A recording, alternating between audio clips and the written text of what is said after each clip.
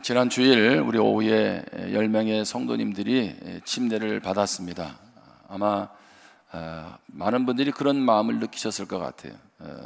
처음 예수 믿었을 때의 그런 어떤 감격들, 또 그러면서 새롭게 신앙으로 결단하는 그런 시간이 되었습니다. 내년에는 30명이 침례받기를 축복합니다.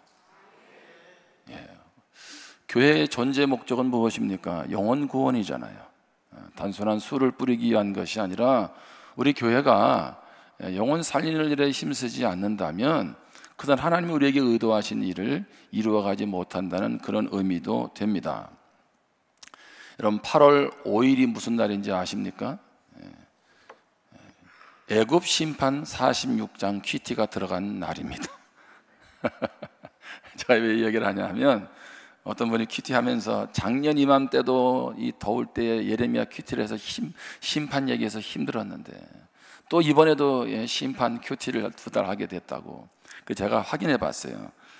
심판에 대한 얘기가 얼마나 동안 했나 봤더니 8월 5일부터 23일까지 19일 동안을 애굽 심판, 모압 심판, 블레셋 심판, 이제 누구까지, 바벨론 심판까지 하게 됐습니다. 자, 그래서 그런 생각을 해봤습니다. 우리 하나님은 좀 눈치가 없으신가 보다. 아니, 이럴 때는 좀 다른 말씀을 하면 어땠을까? 여러분은 어떤 설교 듣고 싶으세요? 여러분 예배 드릴 때마다 여러분을 격려하고 위로하는 말씀을 들을 때에 여러분이 그날 예배를 통해서 힘을 얻잖아, 그렇죠? 근데 책망하는 얘기, 이런 얘기 들으면 여러분은 기분이 별로 안 좋지 않습니까? 그래서 가만히 보면 예전에 어르신들 하는 말도 딱 맞는 것 같아. 좋은 약은 입에 무엇하다? 써, 그렇죠? 여러분, 책망의 말, 조언의 말은요, 분명히 나에게 유익한 말임에도 불구하고 별로 듣고 싶지는 않죠. 자, 그런데 우리가 성장과 성숙을 위해서는 쓴소리는 반드시 들어야 된다는 거죠. 디모데후서 3장 16절 말씀입니다. 모든 성경은 하나님의 감동으로 된 것으로 교훈과 책망과 바르게 함과 의로 교육하기에 유익하니. 자, 모든 성경입니다. 그러니까 성경 말씀은 다 무엇하다? 유익하다는 거예요. 여러분, 그래서 성경을 가까이 한다는 것은 우리 실생활에서도 아주 유익합니다. 그래서 오늘 여기 왜 특별히 유익한 점을 얘기를 하는데, 그 중에 한 가지가 뭐예요? 책망이라는 거죠. 여러분, 책망도 우리 신앙생활에 있어서 아주 유익하다는 겁니다. 내가 잘못 가고 있는데 너 잘하고 있어, 또 아무 소리도 안 한다면 어떤 일이 벌어지겠습니까? 그러니까 너 잘 되라고 어떻게 해요? 부모님이 잔소리하듯 하나님께서 말씀하시는 것 아니겠습니까? 헤로도토스라는 사람이 있습니다. 일명 역사의 아버지라고 불리는 사람입니다. 헤로도토스가 역사라는 책을 썼는데, 그 책에서 오늘 본문에 등장하는 바벨론을 이제 거기에 소개하고 있습니다. 이런 바벨론은 어느 정도 규모일까요? 바벨론은요, 그 당시에 한 큰 광야라는 그 넓은 땅에다가 도시를 건설을 했습니다. 한쪽 변, 전체가 사각형으로 되어 있는데, 그런 사각형으로 나라가 되어 있는데, 한쪽 변의 길이가 22.4km입니다. 이게 감이 잡히세요? 22.4km. 그러면 전체 성 둘레가 90.16km입니다. 어마어마한 규모이죠. 성에 오고 나가는 그 문만 100개가 넘는데, 그 문은 모두가 청동으로 만들어져 있습니다. 자, 바벨론은 도시를 아름답게 정비를 하고요. 자, 도시 주변으로 90km 그 주변으로 전부 다 무엇을 했냐면 해자를 만들었습니다. 해자는 적들의 침입을 막기 위해서 성 주위에 못을 판, 연못을 마치 이제 물로 그렇게 이제 판 못을 의미하죠. 그러니까 어마어마하죠. 자, 그런데 더 놀라운 것은 이 당시 이미 아스팔트를 사용을 했습니다. 그리고 성 위를 이렇게 이제 위를 전체를 돌 때 그 서로 집을 마주 대하게 2채씩 지었다는 거예요. 그리고 그 가운데는 4마리의 말이 전차를 끌고 달릴 수 있을 만큼 공간을 만들었다는 거죠. 나중에 페르시아가 바벨론을 점령을 했습니다. 그리고 그 당시에 얼마나 이 바벨론이 세금을 걷었는가 기록을 살펴보니까 전 아시아의 3분의 1에 해당되는 그런 금액을 거두어 드렸어요. 전 아시아에 가지고 있는 재정의 3분의 1 정도의 금액. 그러니까 어마어마한 국력을 자랑하는 거죠. 도시 가운데를 관통하는 강이 유브라테스 강입니다. 자, 그러면은 이런 나라는 오래 갈 줄 알았잖아요. 근데 그렇게 100여 년 길게 가지 않은 것을 우리는 역사를 통해서 알고 있습니다. 오늘 본문은 유다의 마지막 왕, 이스라엘의 남유다의 마지막 왕 시드기야가 등장을 하지요. 시드기야 11년에 나라가 망하는데 시드기야 왕 4년에 이제 스라야와 함께 바벨론으로 갑니다. 자, 스라야는 누구입니까? 병참감입니다. 병참감은 군사 물자를 관리하는 책임자입니다. 그러니까 일명 군대로 말하면 군수 참모 이런 사람에 해당이 되겠죠. 그런데 예레미야가 스라야 편에 말씀이 기록된 책을 전달합니다. 그러면서 이 책을 바벨론에 가서 낭독해라. 그러면 그 책의 내용은 뭐냐면 바벨론은 반드시 망한다, 폐허가 될 것이다. 자, 그렇게 선언을 하고 나서 그 책을 돌에 묶어서 유브라다 강 속으로 던져 넣으라는 거죠. 여러분, 그러면 다시 찾을 수 있겠어요? 뭘 말하고 있습니까? 이것은 하나의 상징적인 행동을 의미하는데 하나님이 반드시 바벨론을 심판하시겠다는 거죠. 여러분, 한번 시점을 생각해 보세요. 지금은 남유다가 망하고 있는 시점이에요. 누구에 의해서? 바벨론에 의해서. 그러면 지금 바벨론으로 인해서 당하는 그 압박감이 어느 정도이겠습니까? 자, 우리가 역사의 기록을 살펴보았듯이 어마어마한 위용을 자랑하고 있잖아요. 그런데 지금 하나님은 뭘 말씀하세요? 앞으로 되어져 갈 바벨론의 심판을 말씀하고 있다는 거죠. 예레미야 29장 10절입니다. 여호와께서 이와 같이 말씀하시니라. 바벨론에서 70년이 차면 내가 너희를 돌보고 나의 선한 말을 너희에게 성취하여 너희를 이곳으로 돌아오게 하리라. 여호와의 말씀이니라. 너희를 향한 나의 생각을 내가 아나니 평안이요 재앙이 아니니라. 너희에게 미래와 희망을 주는 것이니라. 아멘. 하나님은 지금 예레미야를 통해서 계속 하신 말씀이 무엇입니까? 아직 바벨론에 망하지도 않았고 또 그 강성한 바벨론에 의해서 힘든 시기를 살아가야 되는데 70년 뒤에 바벨론을 심판할 거라는 거죠. 그러니 눈앞에 있는 재앙만 그것 때문에만 힘들어하지 말고 희망과 소망을 가지라는 거죠. 지금 뭘 말하고 있습니까? 여러분, 우리도 지금 눈앞에 있는 현실이 이런 상황은 아닐까요? 바벨론 앞에 풍전등화의 위기에 있는 남유다처럼 이스라엘 백성들처럼 절망스러운 상황이 지금 내 앞에 펼쳐지고 있지 않느냐는 거죠. 여러분, 하고 있는 일을 통해서 현장에서 그런 좌절을 맛보고 있지 않습니까? 근데 하나님은 뭐라고 말씀하세요? 눈앞에 있는 상황만 보지 말라는 겁니다. 내가 너의 미래까지도 이끄시고 책임져 주신다고 말씀하시는 줄 믿습니다. 하나님은 과거의 하나님이고 현재의 하나님이고 미래의 하나님이 되시는 줄 믿습니다. 내일의 하나님, 미래의 하나님이라는 얘기는 무슨 얘기냐 하면 오늘 나의 삶에서도 확실하게 책임져 주신다는 거죠.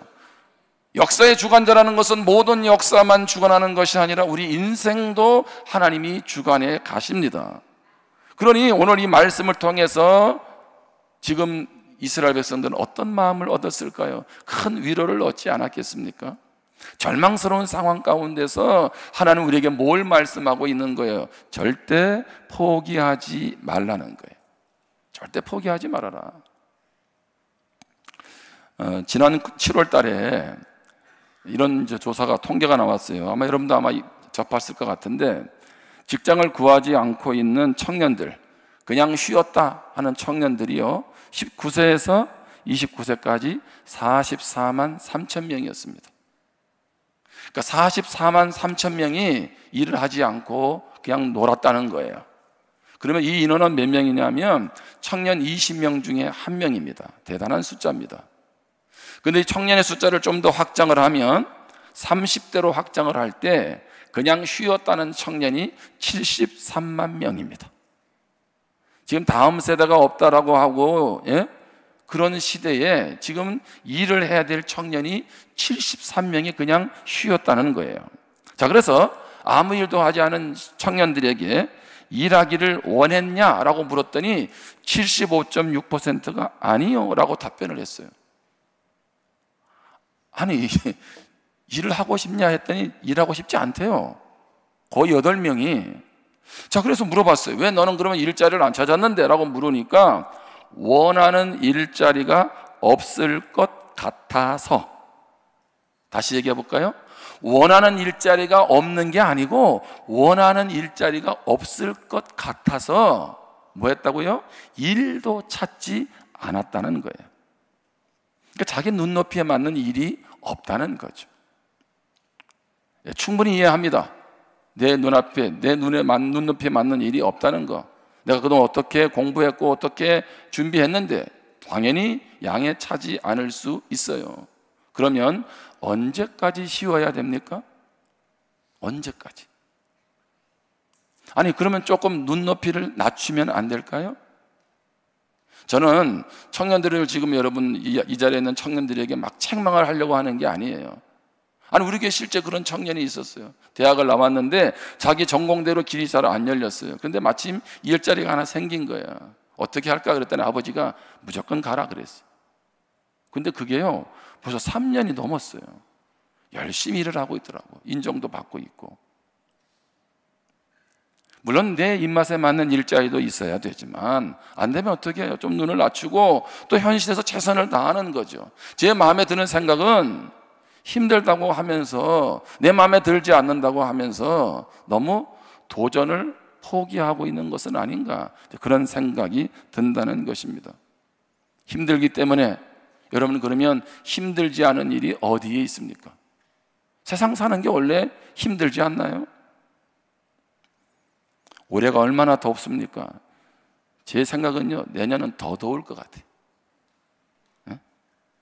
안 더웠으면 좋겠는데 뭐 어떻게 기후가 자꾸 변해 가는데요. 우리는 이런저런 이유로 포기를 합니다. 목표를 정하고 열심히 달려갔는데 큰 걸림돌을 만나서 제동이 걸렸습니다. 그때부터 별로 일에 진전도 없고 좌절감은 쌓여가고 낙심은 밀려오고 점점 포기하고 싶어집니다. 자, 관계의 회복을 위해서 노력했습니다. 먼저 손을 내밀기도 했고 그런데도 일이 잘 풀리지 않았습니다. 오히려 전보다 상황이 더 악화되었습니다. 그래서 그 사람과 관계를 포기하고 싶습니다. 부부관계를 유지하려고 노력했습니다. 그런데 배우자가 협력하지도 않고 서로 싸우다가 지쳐가고 있습니다. 이제 부부관계도 포기해야 될 것 같습니다. 뿐만 아니라 자녀의 구원을 위해서, 병의 치유를 위해서, 재정적인 안정을 위해서, 죄와 중독의 사슬을 끊기 위해서, 우울증에서 벗어나기 위해서 기도하고 또 기도했는데 응답은커녕 점점 희망이 꺾여가고 있습니다. 오늘 이 자리에 있는 성도님들은 무엇을 포기하고 싶으십니까? 아니, 지금 무엇을 포기하려고 합니까? 애초부터 포기하려고 하는 분은 없었어요. 그런데 어느 순간 우리는 어떻게 합니까? 포기하는 쪽을 택하고 있지는 않느냐는 거예요. 어쩌면 가장 쉬운 것이 포기인지도 모릅니다. 될 대로 되라 이거죠. 안 하면 그만입니다. 그러나 얻는 것도 없습니다. 저는 우리 하나님의 역사의 주관자가 돼서 이스라엘 민족을 이끌어 가셨고 우리 인생도 이끌어 간다면 망하는 가운데서도 70년 이후의 미래를 이미 우리에게 보여주고 계신다면 우리가 어떻게 포기하지 않고 갈 거냐는 거죠. 두 가지를 나눕니다. 첫 번째는 나를 향한 하나님의 계획이 끝나지 않았습니다. 한번 따라하겠습니다. 나를 향한 하나님의 계획이 아직 끝나지 않았다. 굳이 더 붙인다면 유다 백성들은 바벨론의 포로가 되어가면 그것으로 끝이라고 생각을 했습니다. 그런데 하나님은 왜요? 70년 뒤에 그들의 가운데 회복을 약속해 주셨습니다. 우리가 힘들어하고 포기하려는 이유는 무엇입니까? 그것은 바로 눈앞에 있는 현실만 보기 때문이죠. 더 정확히 말하면 미래를 볼 수 없기 때문에 그래요. 내일을 가늠할 수 없으니까 어떻게 합니까? 주저앉으려고 하는 거죠. 여러분, 이스라엘 백성들이 출애굽을 하고 나서 제일 처음 맞이하는 큰 장애물이 뭐였습니까? 홍해였어요. 홍해 앞에 섰을 때 좌우 사방 이제 돌아갈 수도 없어요. 애국 군대는 쫓아오고 있습니다. 자, 그때에 이스라엘 백성은 똑같이 생각했습니다. 이제 모든 것이 끝났다. 그렇죠? 그냥 홍해에 빠져 죽는 수밖에 없잖아요. 아니면 바로의 군대에 의해서 죽는 수밖에 없었어요. 모든 것이 끝났어요. 그런데 어떻게 해요? 하나님의 계획은 아직 안 끝났어요. 그래서 하나님은 어떻게 하세요? 홍해에 길을 내신 줄 믿습니다. 우리는 끝났는데 하나님은 끝나지 않았어요. 이게 이스라엘 백성들의 광야 여정 속에 계속 등장하지 않습니까? 자, 그들이 홍해를 건너서 좀 가다가 수르 광야에서 사흘 길을 갔는데 마실 물이 없었어요. 발견한 물은 뭐였습니까? 마라라고 하는 쓴물밖에 없었죠. 그래서 하나님은 모세를 통해서 한 나무를 그곳에 던지게 하시고 쓴물을 단물로 바꾸어서 그들을 마시게 했어요. 그런데 놓치지 말아야 될 건 무엇입니까? 하나님께서는 그들에게 이미 무엇을 준비했어요? 조금 더 가니까 엘림에 도착하게 되잖아요. 물샘 12, 종려나무 70그루가 있는 어마어마한 물이 있는 곳을 하나님은 이미 준비시키셨죠. 그들은 마라의 쓴물로 인해서 끝이라고 생각했는데 하나님은 이미 엘림까지 준비하셨습니다. 여러분, 이스라엘 백성의 역사를, 성경 역사를 한번 잘 보세요. 그들 마음대로 살아왔고 우상 숭배했고 그러면 그들은 이미 끝난 거예요. 그런데 하나님이 끝내셨나요? 다시 회복시켰잖아요. 예수 그리스도까지 보내면서. 그래서 어떻게 합니까? 베드로가 주님의 제자로서 그렇게 수제자라고 하면서 하나님 나라 임하면 오른편에다가 앉혀달라고 할 만큼 그렇게 자신이 있었잖아요. 그런데 주님이 뭐라고 말씀하세요? 내가 다가오기 전에 나를 3번 부인한다. 베드로는 뭐라고 합니까? 저는 절대로 안 부인합니다. 근데 나중에 부인하잖아요. 그 부인하는 단어 속에는요, 저주라는 말도 포함되어 있어요. 저주. 나는 절대로 예수님 모른다는 거죠. 저주. 여러분, 그러면 베드로 끝난 거 아니에요? 뭘 더 바라겠어요? 근데 주님은 어떻게 하세요? 부활의 주님이 찾아오셔서 그를 사랑하시고 그로 하여금 다시 사명의 자리로 인도해 주신 줄 믿습니다. 제가 뭘 얘기하고 있나요? 하나님은 끝내지 않았다고요. 하나님은 아직도 우리 가운데 계획이 있다고요. 하나님은 아직도 부산교회를 향한 뜻이 있다고요. 그런데 왜 우리가 스스로가 하나님의 그런 뜻을 무시하고 포기하냐는 거예요. 왜 내 눈높이와 내 생각을 가지고 내 인생을 재단해서 그것으로 끝내려고 하느냐는 거죠. 아니요, 하나님이 나를 향한, 우리를 향한 계획은 아직 끝나지 않았습니다. 아멘? 여러분, 그러기에 포기하고 싶고 낙심되고 절망될 때 여러분의 시선을 눈앞에 있는 상황을 보지 말고 하나님께 두라는 것입니다. 이사야 46장 4절에 보면 너희가 노년에 이르기까지 내가 그리하겠고 백발이 되기까지 내가 너희를 품을 것이라. 얼마나 놀라운 말씀이에요. 노년이 되고 백발이 되고 힘도 없고 별로 하는 것도 없고, 그런데 어떻게 해요? 품어주신대요. 전 여기까지 많이 묵상을 했어요. 그런데 내가 지었은즉 내가 업을 것이요 내가 품고 구하여 내리라. 놀라운 말씀이, 하나님이 나를 창조했는데 나를 무엇한다? 업으신다는 거예요. 자, 신명기 32장 10절입니다. 하나님이 이스라엘 백성들을 광야정으로 인도하시는데 여호와께서 그를 황무지에서 짐승이 부르짖는 광야에서 만나시고 호위하시며 보호하시며 자기의 눈동자같이 지키셨도다. 아멘. 그런데 다음 절을 제가 읽지는 않지만 다음 절에는 뭐라고 되어 있냐면 끝부분에 그의 날개 위에 그것을 엎는 것 같이.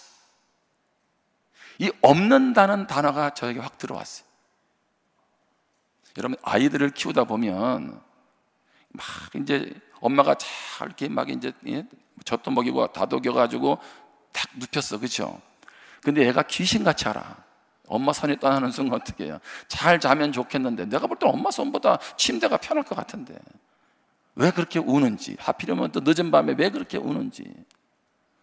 저는 잘 업어봐주지 않아서 모르지만 제 아내는 맨날 업었더라고. 그러면 어떻게 안아주고 업어주면 그때서 엄마 등에서 어떻게 해요? 또 잠을 자지요.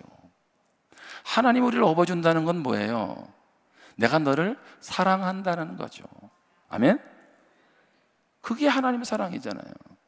무슨 얘기냐면 이스라엘 백성들의 광야 여정을 내가 업어서 인도해 줬다는 겁니다. 뿐만 아니라 오늘도 하나님이 나를 업고 계신다는 거예요. 나는 몰랐어요. 때로는 잊어버렸어요. 눈앞에 있는 상황과 현실 때문에, 내 질병과 내 경제적인 문제 때문에 내 삶에서 나도 모르게 위축돼서 주저앉아 있었는데 그 순간에도 하나님은 나를 업고 계셨다는 거예요. 주무시지도 졸지도 아니하시며 업어주셨다는 거죠. 할렐루야. 뿐만 아니라 하나님은 빌립보서 1장 6절에 말씀하시기를 너희 안에서 착한 일을 시작하신 이가 그리스도 예수의 날까지 이루실 줄을 우리는 확신하노라. 아멘. 일을 시작하신 분도 하나님이고 그 일을 마무리하게 하시는 분도 하나님이세요. 나를 구원으로 이끌어 주신 분도 하나님이고 마지막까지 완주하도록 나를 이끌고 붙들고 격려하며 위로하시는 분도 우리 주님이십니다. 우리 하나님 아버지세요. 할렐루야.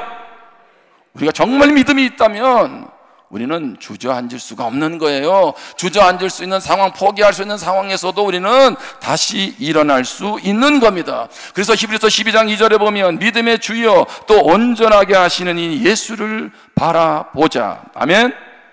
왜 바라봅니까? 그는 그 앞에 있는 기쁨을 위하여 십자가를 참으사. 예수님은 십자가를 참으셨대요. 무엇을 위해서? 앞으로 펼쳐질 기쁨을 위해서 부끄러움을 개의치 아니하시더니 하나님 보좌 우편에 앉으셨느니라. 이 말씀을 한번 잘 보세요. 여기서 예수님이 십자가를 참으셨어요. 그 앞에 있는 무엇을 위해서? 기쁨을 위해서. 그 기쁨은 뭘까요? 바로 우리죠, 우리. 죄로 인해서 멸망받는 우리가 예수님의 십자가의 피값으로 죄 용서 받아서 하나님의 자녀가 되는 것, 그 기쁨을 생각해서 예수님은 무엇했어요? 십자가를 참으셨어요. 자, 이 말은 무슨 얘기입니까? 우리가 왜 예수님을 바라봐요? 여러분, 제 얼굴 바라본다고 뭐 달라지는 거 있나요?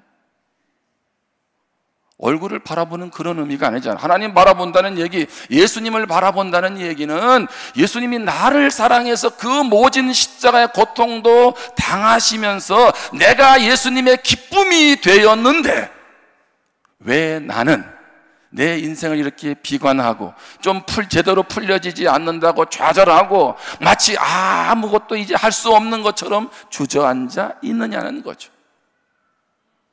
여러분, 예수님을 바라보기를 주님의 이름으로 축원합니다.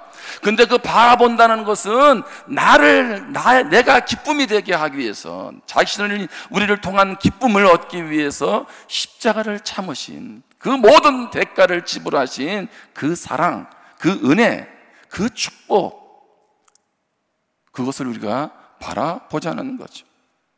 우리는 하나님 아버지 앞에서 예수님 안에서 얼마나 복된 존재인지를 잊어서는 안 됩니다. 그래서 우리는 어떻게 해요? 포기할 수 없어요. 아직도 나를 향한 하나님의 계획이 남아 있습니다.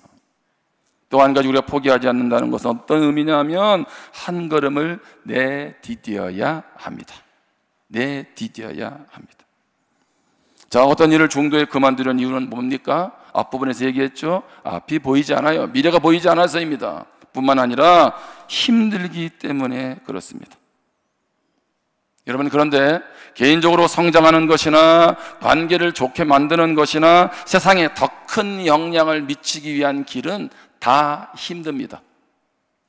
어느 것 하나 쉬운 것 없습니다. 그러므로 포기하고 싶을 때 한 걸음만 내디뎌 보자는 거죠. 많이는 못해요. 겨우겨우일 수 있죠. 그 한 걸음, 그건 무슨 얘기입니까? 한 걸음을 내딛는다는 얘기는 인내하라는 거예요. 인내하라. 인내라는 건 뭐예요? 힘들어도 가는 거 아니겠어요? 얼만큼? 한 걸음만. 히브리서 12장 1절에 보면 이러므로 우리에게 구름같이 둘러싼 허다한 증인들이 있으니 모든 무거운 것과 얽매이기 쉬운 죄를 벗어버리고 인내로서 우리 앞에 당한 경주를 하며. 아멘. 믿음의 경주를 하는 데 있어서 허다한 증인들, 앞서간 믿음의 선배들이 우리를 격려하지요. 그러면서 뭐라고요? 인내로 경주하래요. 그런데 여기 인내로서 우리 앞에 당한 이 경주라는 단어가 헬라어 원문에는 아고나입니다. 아고나. 영어로 고통, 애거니라는 단어예요. 여러분 참 더 이상하지 않아요? 우리 인내란 말을 많이 생각하고 경주를 생각했는데 경주 자체를 성경에서 헬라어로 고통이란 단어를 쓴 건 뭡니까? 경주 자체가 고통인 거예요. 그렇지 않습니까? 믿음의 경주 자체가 고통을 동반하는 거죠. 믿음으로 살려고 하다 보니 뿐만 아니라 예기치 않는 일들이 계속 내 앞에 펼쳐지니 경주하는 것 자체가 뭐예요? 힘들고 어려운 거죠. 그래서 예수님은 어떻게 해요? 그 기쁨을 위해서, 그 믿음의 경주에서 고통을 참아내신 거예요. 십자가를 견디어 내신 거죠. 믿음의 경주이든 인생의 경주이든 마찬가지로 뭐예요? 고통은 반드시 따라오게 되어 있습니다. 그런데 그 고통을, 그 인내를 어떻게 우리가 끝까지 감당할 수 있습니까? 그것은 결과 때문에 그래요. 성취를 바라보기 때문에 그렇습니다. 이번에 이제 파리 올림픽도 끝나고 여러분들도 많은 이렇게 박수도 치고, 예? 인상에 남는 선수들도 있었을 텐데, 제가 인상에 남는 선수 중에 한 사람은 김우진 선수입니다. 태권도로 금메달을 땄어요. 김우진. 아마 김의 긴가가 아닌가 생각이 되는데, 무슨 말인가 지금. 근데 제가 왜 놀랐냐면 이 선수가 인터뷰를 하는데요, 태권도 발차기를 2시간 동안 할 때 2만 번을 찬다는 거예요. 예? 여러분 이게 상상이 되세요? 그러니까 발차기를 2시간 동안 2만 번을 한다는 거예요. 저는 아주 태권도 싫어합니다. 그 이유는 군에 가서 영천에서 이제 훈련을 받는데, 아니 일과를 다 끝냈으면 쉬게 해줘야지. 그때부터 태권도를 시키는 거예요. 왜? 이제 훈련 기간 6개월 안에 태권도 1단을 따야 돼. 예? 그러니까 동기들끼리 같이 서로 막 다리를 찢고, 남자분들은 다 경험했어요. 예? 그러면서 계속 발차기, 자세 나올 때까지. 그리고 주말에 가가지고는 이제 또 심사를 보는 거야, 이제. 예? 자세가 잘 안 나와, 이게. 저는 그때 발차기를 해봤는데 열받겠더라고, 이게. 근데 김부진 선수는 2시간 동안 이거를 2만 번을 했대. 그래서 대단하다고 생각했더니 그 다음에 이런 기사가 실렸더라고요. 이런 훈련을 많게는 하루에 3번을 반복했대요. 그럼 하루에 몇 번 발차기를 한 거예요? 6만 번. 자, 그러면 올림픽 4년 동안 몇 번을 찼겠어요? 그냥 금메달 딴 게 아니라고. 근데 더 놀라운 사실은 김우진 옆에 친구도 2만 번 발차기를 했는데 메달을 못 땄다는 거지. 여러분, 이 김우진 선수만 2만 번 발차기 했겠어요? 근데 왜 그렇게 열심히 했어요? 메달 따려고. 그렇죠? 메달 따려고. 그런 대가 지불이 있었으니까 그런 결과가 왔잖아요. 여러분, 1시간 동안 한 10,000번 발차기도 쉽지 않아, 그죠? 여러분 인생을 위해서 그렇게 발차기 하고 계세요? 뭔가 이루기 위해서 발차기 하고 계시냐고. 예, 목사님 저 하고 있어요. 그러면 조금만 기다리세요. 때가 됐다고. 근데 그렇게 안 하고 있으면 지금부터 하시라고. 큰 성공을 거둔 사람들은 다 견디기 힘든 난관들을 마주했습니다. 기록에 보면요, 19세기부터 제2차 세계대전 당시까지 영국 수장의 67%, 미국 대통령의 3분의 1이 어릴 때 부모를 잃었다고 합니다. 그럼 미국 대통령 3분의 1, 예? 영국의 수상으로 말하면 수상들 67%가 어릴 때 부모를 다 잃었다는 거예요. 혹독한 환경, 그것은 걸림돌이 아니라 기회일 수 있습니다. 성공한 기업가들의 3분의 1은 난독증으로 고생을 했다고 합니다. 여러분, 혹독한 환경 때문에 우리는 그릿을 키울 수 있었어요. 여러분, 그릿이란 말은 뭐냐면 그만두기를 거부하는 인격적 강점, 이렇게 표현하는 거죠. 그릿은 그만두기를 거부하는 거예요. 그래서 말콤 글래드웰이 뭐라 그랬냐면, 장애나 불리한 환경을 극복한 사람들이 환경에도 불구하고 성공하는 것이 아니라 환경 때문에 성공했을지도 모른다라고 말을 해요. 환경을 극복해서가 아니라 환경 때문에, 그래서 어쩔 수 없이 고난을 맞이하다 보니 어떻게 해요? 내가 이겨내야지. 그러면서 더 한 걸음 한 걸음 나아가게 되고 성공의 자리에 이르게 됐다는 거죠. 우리 성도님들은 지금 내 앞에 어떤 장애물이 놓여 계십니까? 사람이 놓여 있나요? 물질이 놓여 있나요? 사업에 놓여 있나요? 아니면 진로가 놓여 있나요? 무엇이 놓여 있는지는 알 수 없습니다. 그러나 갈라디아 6장 9절에는 이렇게 말씀하잖아요. 우리가 선을 행하되 낙심하지 말지니 포기하지 아니하면 때가 이름에 거두리라. 무엇하지 않으면? 포기하지 않으면. 로마서 8장 37절에 그러나 이 모든 일에 우리를 사랑하시는 이로 말미암아 우리가 넉넉히 이기느니라. 이 앞에 말씀은 뭡니까? 어마어마한 시련과 환난들이 있지만 우리를 사랑하시는 하나님으로 인해서 어떻게 해요? 겨우겨우 이기는 것이 아니라 넉넉히 이기게 된다는 거예요. 여러분의 배후에 하나님이 계십니다. 다시 한번 물어볼게요.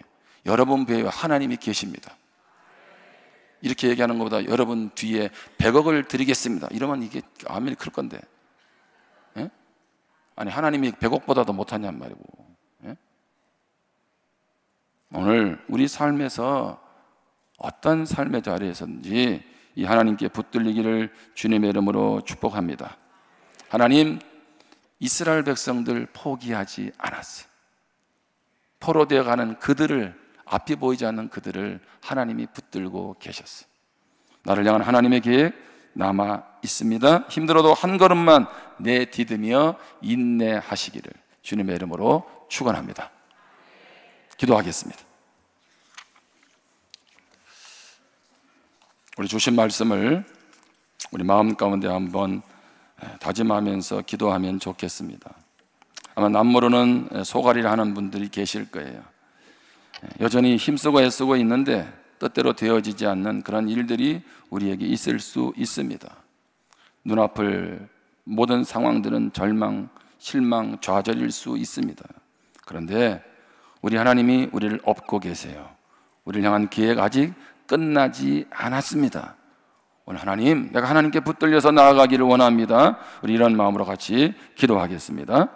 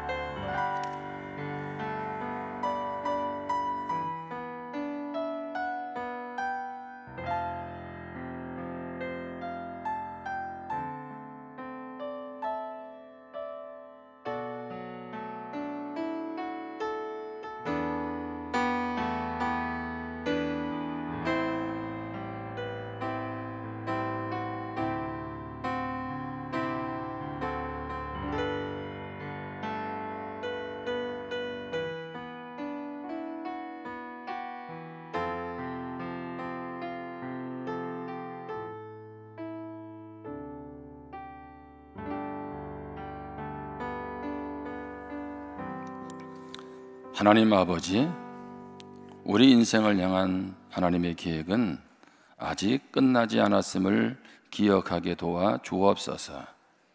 하나님, 무엇 때문에 좌절하고 낙심하고 있습니까? 나를 업고 나를 사랑하시며 이끌어 가시는 그 하나님의 사랑으로 넉넉히 이겨낼 수 있는 우리가 되게 하여 주옵소서. 여전히 삶은 바뀌지 않을 수 있습니다. 그럼에도 하나님 의지하고 하나님 붙잡고 한 걸음 내디디며 나아가게 도와 주옵소서.